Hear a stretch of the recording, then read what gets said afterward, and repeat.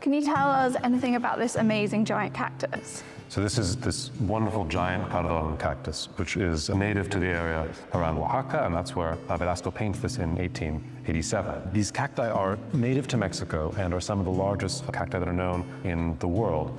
And Velasco, I think, is very conscious of this when he decides to paint this extraordinary example. He also includes this little figure down at the bottom just to make clear just how much this is sort of a great miracle of nature, that this huge, huge cactus is part of the natural splendor of the Mexican highlands. So this painting, the Cardon, is one of the great icons of 19th century Mexican painting. It's actually something that appears on textbooks in Mexico and on lighters.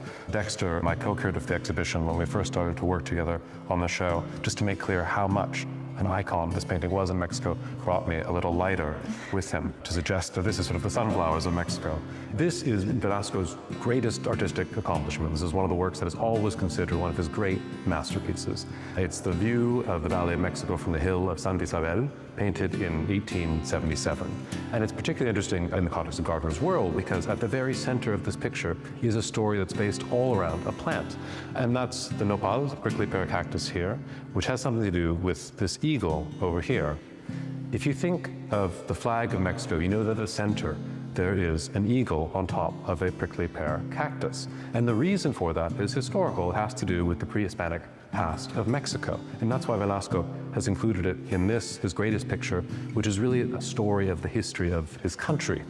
The story goes that the god, Huitzilopochtli, in this period where the Aztecs are wandering and looking for a new homeland, he asks them to found their city at the place where they see an eagle alight on a nopal cactus with a snake in the eagle's beak. And that's exactly what Velasco is referring to here. He's showing us the history of the founding of Tenochtitlan, which is exactly where modern-day Mexico City is. Velasco paints a number of different kinds of cactus throughout this exhibition, including the giant cardon and the nopal, or the prickly pear. And in this work, what you see is not actually the cactus itself, but the nopal's pads, which are used for food. And that's what's being carried by this woman in her basket on her back, is nopal pads that she has picked out in the country to be made into food. Is there anything from this exhibition that you've taken home and implemented in your garden or in your houseplants? Well, Mexico, or much of Mexico that Velasco paints, is a bit like my apartment, quite dry and barren.